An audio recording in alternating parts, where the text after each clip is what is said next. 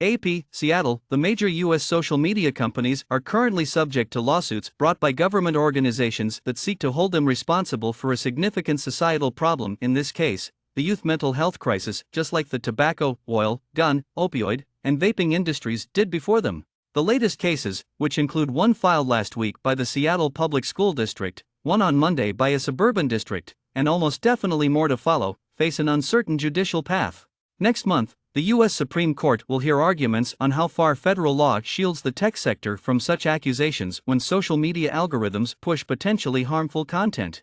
The IT sector asserts that there are numerous ways in which the impact of social media on teen mental health differs from, for example, Big Pharma's role in promoting opioid addiction. According to Carl Szabo, Vice President and General Counsel of the tech industry trade association NetChoice, the fundamental argument is that the tech industry is to fault for the emotional state of minors since they made recommendations on content that has caused emotional injury. It would be ridiculous to sue Barnes & Noble because a staff member suggested a book that hurt a teenager's feelings or caused emotional distress. However, this case is doing just that.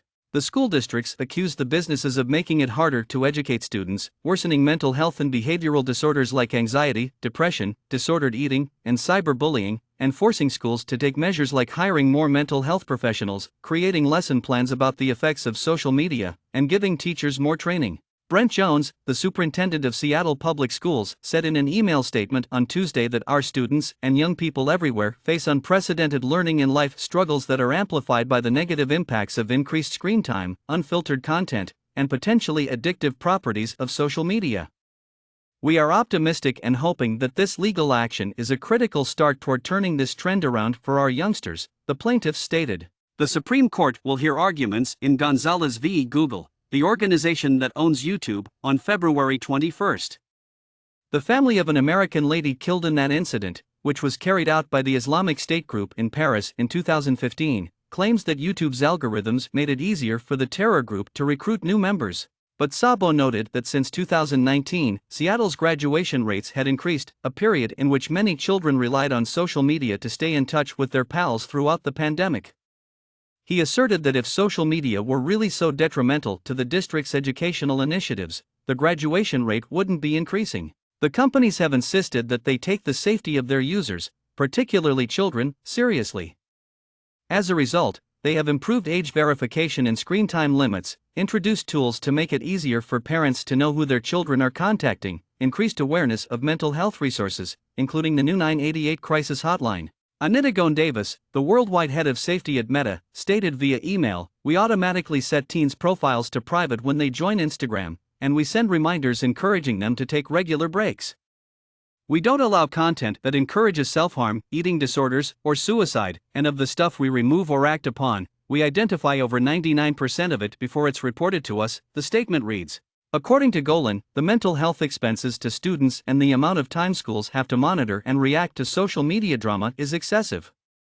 It is absurd that schools should be held accountable for the harm that these social media sites do to children. Nobody is observing social media's long-term consequences in the same way that school systems are. The most well-known example is the tobacco industry's $246 billion, 25-year settlement with the states in 1998, which was influenced by public nuisance concerns. But state, local, county, and tribal governments have also used public nuisance law as a legal foundation for lawsuits in an effort to hold the oil industry accountable for climate change, the firearms industry accountable for gun violence, the pharmaceutical industry accountable for the opioid crisis, and vaping companies like Juul accountable for teen vaping. Most of that litigation is still pending. Juul Labs reached a settlement with thousands of lawsuits last month for an estimated $1.2 billion, including 1,400 from school districts, towns, and counties. A school district filing a public nuisance complaint against the digital corporations made Jolina Quaresma, senior counsel for privacy and tech policy at Common Sense Media, who works to make media safer for kids, very happy. "People are tired of waiting for Congress to take action," she said.